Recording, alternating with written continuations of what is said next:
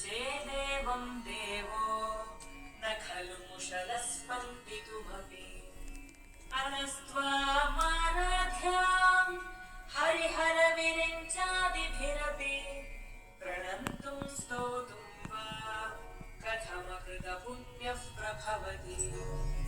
तनीयां सम्पांसुं तव चरणपङ्केरुहभवम् विरिञ्चिः सञ्चिन्वन्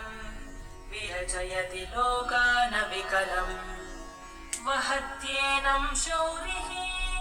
कथमपि सहस्रेण शिरसां हरः संक्षुभ्यैनं भजति भसितोद्धूलनविधिम् अविद्यानामन्तस्तिमिरमिहिरद्वीपनगरी जडानां चैतन्यस्तबकमकरन्दश्रुतिझरी दरिद्राणां चिन्तामणिगुणनिका जन्मजलधौ निमग्नानां दंष्ट्रा मुररिपुवराहस्य भवति त्वदन्यः पाणिभ्याम् अभयवरदो दैवतगणः त्वमेकानैवासि प्रकटितवरभीत्यभिनया भयात्रातुं दातुं फलमपि च वाञ्छासमधिकम् शरण्ये लोकानां तव हि चरणावेव निपुणम्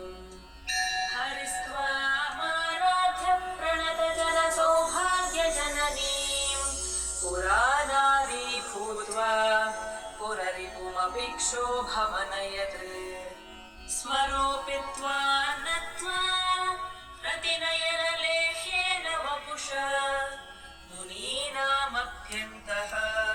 प्रभवति हि मोहाय महताम् धनुः पौष्पं मौर्वी मधुकरमयी पञ्चविशिखाः वसन्तः सामन्तो मलयमरुदायो धनरथः तथाप्येकः सर्वं हिमगिरिसुते कामपि कृपाम् अपाङ्गात्ते लब्ध्वा जगदिदमनङ्गो विजयते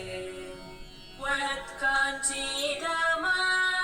करिकलभकुम्भस्तननदा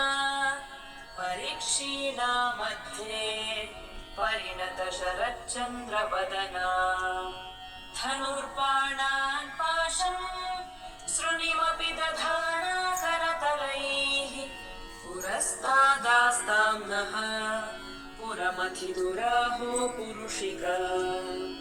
सुधा सिन्धोर्मध्ये सुरविटपि वाटी परिवृते मणिद्वीपे नीको पवनवति